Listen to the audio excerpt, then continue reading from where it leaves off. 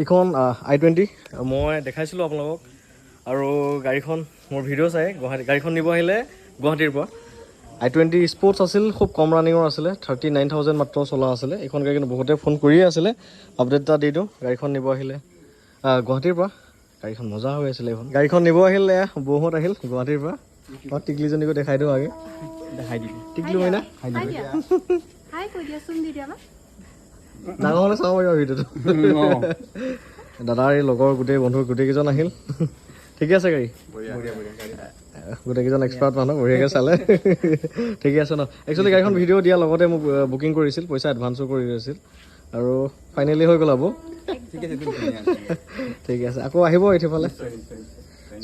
গাড়ীখন গ'ল যাব এতিয়া গুৱাহাটীলৈ বহুতকেইজনে ফোন কৰি আছিল সেই আপডেট এটা দি থৈ দিছোঁ আৰু